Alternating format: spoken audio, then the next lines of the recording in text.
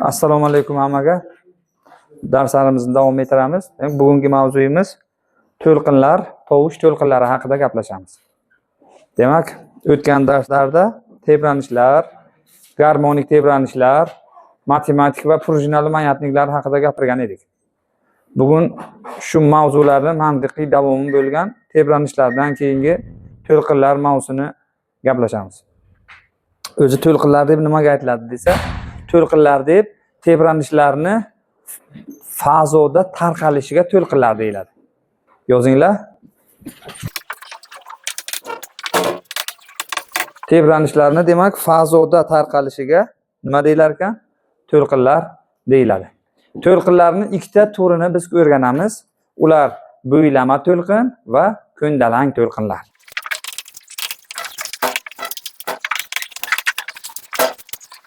Bo'ylama va ko'ndalang to'lqin. O'zi to'lqinlarni ajratib bilish uchun qaysi bo'ylama, qaysi ko'ndalang ekanligini uni ikkita parametr bilan ajratiladi-da. To'lqin tarqalar ekan. To'lqin tarqalayotgan muhit zarrachalari tebranadi. To'lqin tarqaladi. Tushunarlimi? Demak, muhit tebranadi, muhit zarrachalari tebranadi, to'lqin tarqaladi. Endi qaranglar. Bo'ylama to'lqin deb qanaqa to'lqinga aytiladi desa, tarqalayotgan o'sha zarracha, muhitni tashkil qilgan zarrachani tebranish yo'nalishi bilan to'lqinni tarqalish yo'nalishi bir tomonga yo'nalgan bo'lsa, bo'ylama to'lqin deyiladi.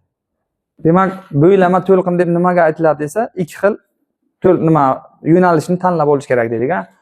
Muhit zarralarining tebranish yo'nalishi bilan to'lqinning tarqalish yo'nalishi ustma-ust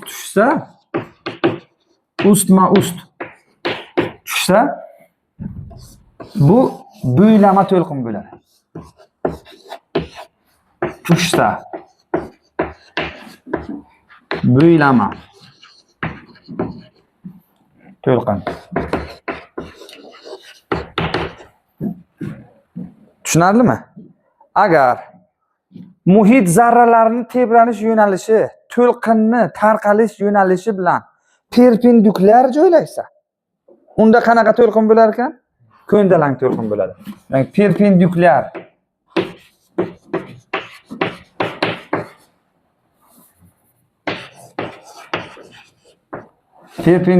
tushsa, ko'ndalang to'lqin. Hozir tushuntiraman nima ekanligini. Qaranglar. Masalan, men gapiryapman, siz eshityapsiz. To'g'rimi? Bu voqea qanday yuz beryapti desa, men hozir tovush manbaiman. Gapirayotganman. Mendan tovush manbaidan chiqayotgan tovush sizni qulog'ingizga qanday yetib boryapti desa, men bilan siz orangizdagi havo tashkil topgan havo molekulalari, muhitimiz havo-ku. Havoni zarrachalari meni og'zimdan chiqqan tovush bir-biriga urilib sizga boryapti. Demak, zarrachani tebranishi mana gapirayotgan bo'lsam, masalan, nimalardir deb gapirayotgan bo'lsam, mana bu yerda sizni qulog'ingiz joylashgan bo'lsa, bu og'izda bu. Xo'sh, mana bu yerda zarrachalar joylashganmi? Havo zarrachalari. Endi tovush to'lqinlari qulog'ingizga borguncha o'sha muhit zarrachalari havoda hozir bu yerda, to'g'rimi? Havoni zarrachalari mana shunaqasiga tebranyaptimi? Urilib. Tovush ham shu tomonga qarab tarqalyaptimi? Tovushning tarqalishi ham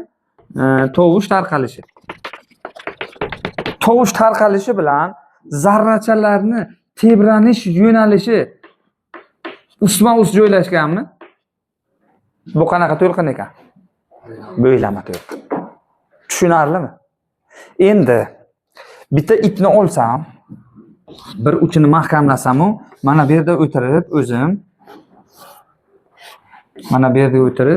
ipni silkitsam, ipni ushlab, mahkam ushlab, silkitsam. Tebrana boshlaydimi? Ip tebrana boshlaydi. Qo'limiz bilan endi qaranglar. Tarqalib o'tgan to'lqin ip to'lqin ko'rinishida tarqalyaptimi? Ip to'lqin ko'rinishida tarqalyapti, ha? To'lqinni tashkil qilgan zarrachalar bor. Zarrachalar. Zarrachalarni tebranish yo'nalishi pastga balandga. To'g'rimi?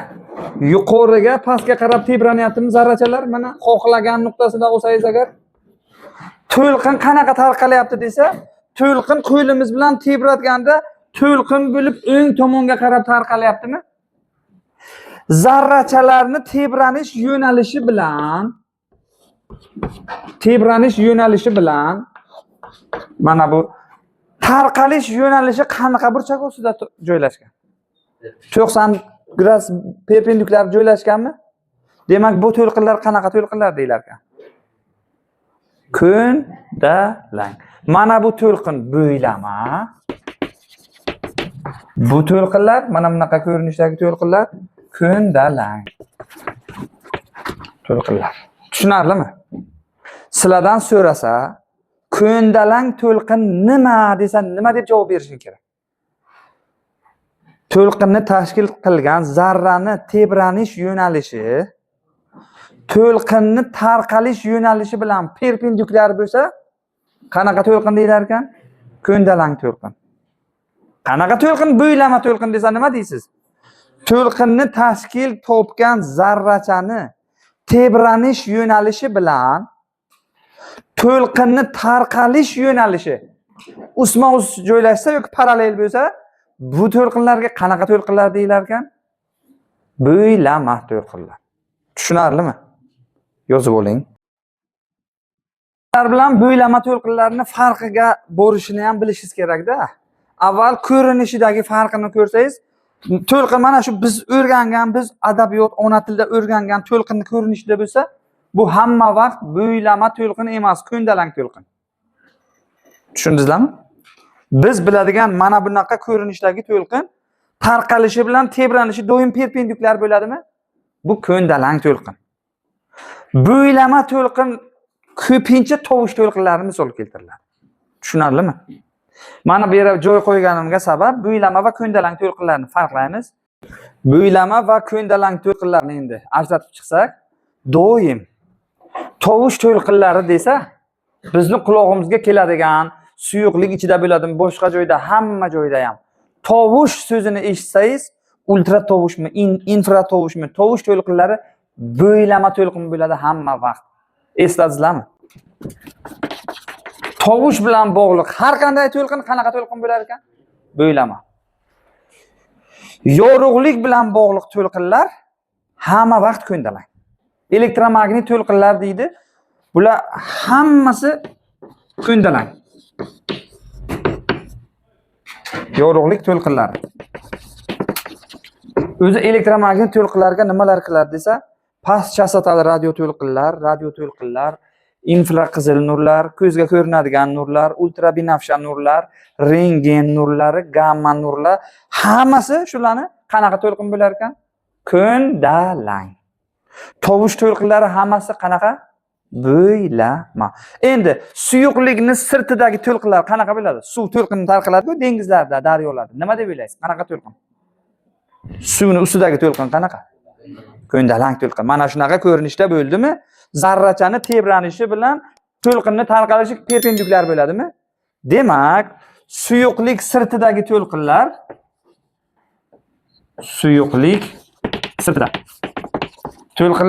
ko'ndalang to'lqinlar. Suyuqlik ichida mexanik to'lqinlar qanaqa bo'ladi desa, suyuqlik ichidagi mexanik to'lqinlar hamma vaqt bo'ylama bo'ladi. Tushunarlimi? To'lqinlarni, demak, ko'ndalang va bo'ylamaga ajratib bilishingiz kerak. Ko'ndalanglarga nima kiradi, bo'ylamalarga nima kiradi? Kelishdik-a? Qoidalarni ham tushundingizlarmi? Yozib oling, keyin davom ettiramiz. Davom etamizmi? Bitta to'lqinni misol sifatida olsak agar, masalan, mana bitta to'lqin tarqalyapti. Mana bu ikkita eng yaqin bir xil fazadagi ikkita eng yaqin nuqta orasidagi masofani to'lqin uzunligi deydi. To'lqinlarda. Mana qarang, tebranyapti. Mana bu nuqta bilan mana bu nuqta bir xil fazada tebranyaptimi? Demak, mana shu masofa nima deyilar ekan? Lambda to'lqin uzunligi. Endi mana bu nuqtalarni, yana mana bularni to'lqinni do'ngliklari deydi. Tepaliklarda do'ngliklar bo'ladi-ku, ha? Do'nglik, chuqurlik degan gaplarni ishlatgan-ku biz. Mana bu nuqtalarni, ben to'rt burchakka olib qo'yaman. Bularni tugunlar deydi. Demak, ikkita do'nglik orasidagi masofa to'lqin uzunligiga teng bo'ladi. Tushundingizmi? Ya'ni bir marta to'liq tebrangan bo'ladi va bir marta to'liq tebranishi uchun ketgan vaqtni davr deydi.